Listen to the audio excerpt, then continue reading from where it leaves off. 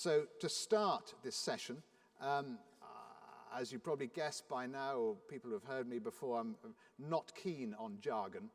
I don't like jargon because it excludes a lot of people and it's protective. So it's important to set out some of the key concepts perhaps in this field, such as what is whole system reform. So let's not mess around and ask Sir Michael straight away, first question, exactly what that means. What is whole system reform? Well, thank you, Stephen.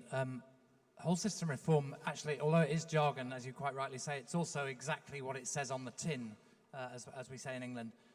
It means reforming the whole system. If you look at the history of education reform all around the world, in developing countries and developed countries, what you see is very often sets of random initiatives or beautiful little boutique projects or trials or pilots, and some of those work and some of them don't, but they don't change the whole system. Whole system reform is putting together a combination of changes at once at the level of the system in order to transform the learning opportunities of all the children in the system.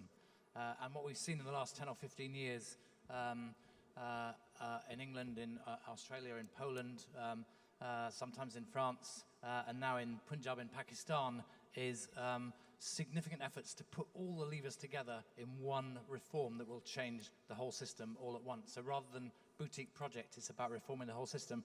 And if I put it in a single phrase, I'd say let's get beyond the false dichotomies that bedevil education and think about the combinations of teaching and technology, the whole system and personalization, making sure best practice is adopted and innovation, combining the way the public and private sectors work together, and then above all with whole system reform, having the strategy but also the approach to implementation that means the strategy actually gets put into practice and doesn't just sit in a white paper or a document. Exactly, implementation is the key. But we're not talking just about one school here. How do you do that for 5,000 schools?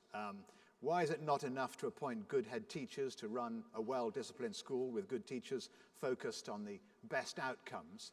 What more is there to system reform than that? And in other words, what are the key components to thinking in that context? Sure. Well, I mean, you make a good point. I mean, there's quite a lot of evidence now that giving schools a considerable degree of autonomy, making sure they've got good head teachers or principals really does matter, and making sure they can control quite a lot of what goes on at the school level. But there are a lot of system level issues. Somebody's got to decide what is the strategy for this country, where would we like to be in 5 or 10 years, and how does that fit with the wider strategy of the country as a whole. Somebody's got to decide where you're going to get the supply of good teachers and good leaders into the system. Somebody's got to decide what standards you want the children to achieve in a globally benchmarked set of education systems as we're now in. Is that rhetorical, one person, or is that the minister?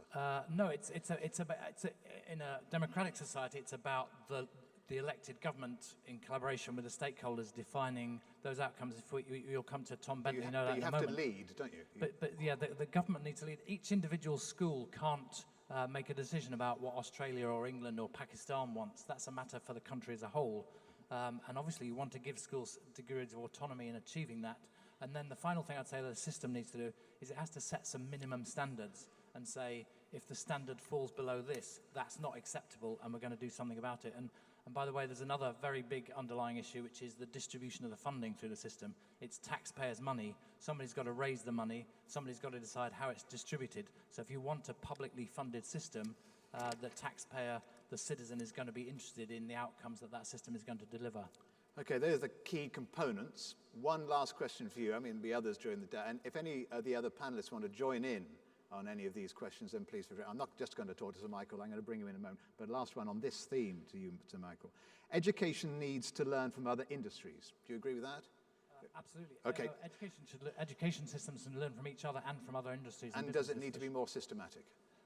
Well, as I was saying earlier on, I think that too much of the history of education reform is about nice little initiatives and boutique projects that change the lives of those involved in them but don't change the whole system. So it does need to be more systematic in that sense. But it's not about a system that crushes innovation. You want whole system reform and innovation. You want best practice and new ways of teaching.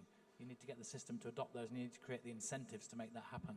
Okay, well, those kind of ideas you're talking about have been important not only in the United Kingdom, but also in many other countries represented here and here. We also have a fantastic panel to talk about those issues and how reform efforts are playing out around the world. Minister Chattel, you come from a country which has the reputation of being very centralized.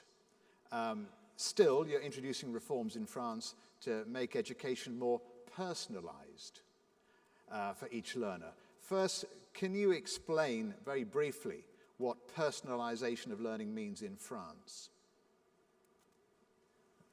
D'abord, je voudrais rebondir sur les propos précédents. Quand on rencontre, lorsqu'on est ministre de l'Éducation, un homologue, c'est le cas, nous nous rencontrons régulièrement. Il y avait la conférence générale de l'UNESCO la semaine dernière, et il y a beaucoup de rencontres entre les ministres de l'Éducation. Chaque ministre vous dit « Je suis en train de réformer l'éducation dans mon pays ». On a l'impression que partout dans le monde, il y a une espèce de réformite aiguë des systèmes éducatifs. Je ne crois pas. Je crois en fait que le système éducatif dans chaque pays a besoin d'un processus de réforme continue, d'adaptation permanente. C'est l'essence même de l'éducation que de s'adapter en permanence au monde d'aujourd'hui.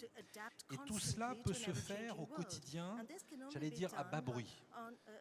Je dis souvent, il vaut mieux les petits matins quotidiens au grand soir.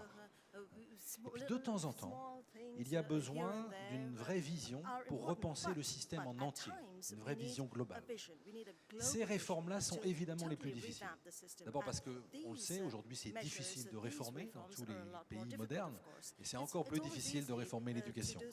Je parlais la semaine dernière avec Laurent Blanc, le sélectionneur de l'équipe de France de football, ancien champion du monde. Et nous disions finalement, nous faisons sans doute tous les deux le métier le plus difficile, parce qu'il y a 60 millions de ministres de l'éducation en France, et il y a 60 millions de sélectionneurs de l'équipe de France de football. C'est pareil, la réforme est difficile. Et je crois que pour réformer le système en entier, comme vous l'avez dit, ça nécessite une réflexion globale et un engagement devant les électeurs. Et je voudrais citer un exemple. En 2007, l'université française n'avait pas été réformée depuis 25 ans. Elle était à la traîne dans les classements internationaux et elle n'était pas réputée à côté des universités anglo-saxonnes. Nous avons voulu réformer l'université en profondeur, en la rendant plus autonome, en modifiant sa gouvernance. Ça a été un engagement fort de la campagne présidentielle de 2007 et Nicolas Sarkozy, élu président, a porté cette réforme immédiatement devant les Français. Donc je crois qu'il y a deux niveaux de réforme.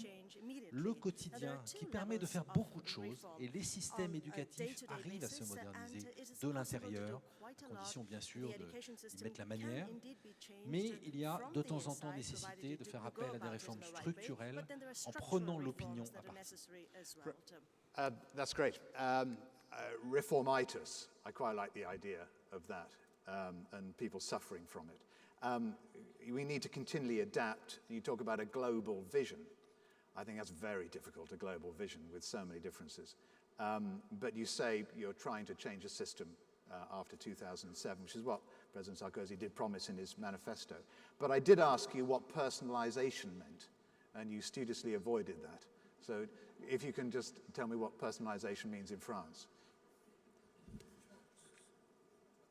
Ce que je crois, c'est que le défi majeur aujourd'hui de nos pays, c'est de faire en sorte que chaque jeune qui quitte le système éducatif ait une solution.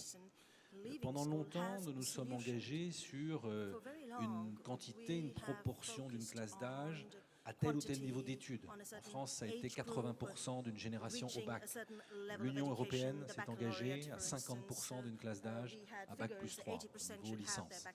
Tout ça, c'est très bien, mais ce qui est important, c'est que les systèmes éducatifs, compte tenu de l'investissement que ça représente pour nos pays, garantissent qu'il y ait en quelque sorte une obligation de résultat pour les parents. Vous mettez vos enfants à l'école, je vous garantis qu'en sortant, votre enfant aura une qualification et un diplôme. Et c'est la meilleure réponse qu'on peut apporter à la crise qu'on connaît dans un certain nombre de pays, notamment crise du chômage des jeunes, de l'emploi des jeunes.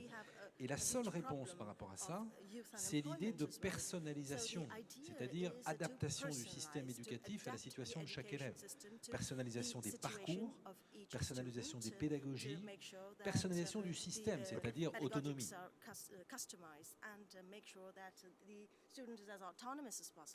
Okay, autonomy for the students, interesting. Tom Bentley, quickly. The idea of personalisation is a very important one to pick up on because it links to this idea that you think is not so easy to achieve of a global vision. It came up in one of the videos from Andreas Schleicher of the OECD yesterday when he said that globally one of the most outstanding features of our education systems is the diversity of students. And the idea of personalisation is essentially that we could build education systems which are capable of responding to the individual talents and potential of each of those students. In order to make it a reality, though, you have to combine it with the fact that schooling and education works through systems that have to have operating procedures and frameworks which are consistent across millions of people and thousands of organisations. And as Michael said, if you want those systems to work properly, they have to have minimum standards and goals and objectives and accountabilities which are consistent across all of that activity. That's the central tension in this discussion about whole system reform, how to bring together the promise of each with the need to deliver for all.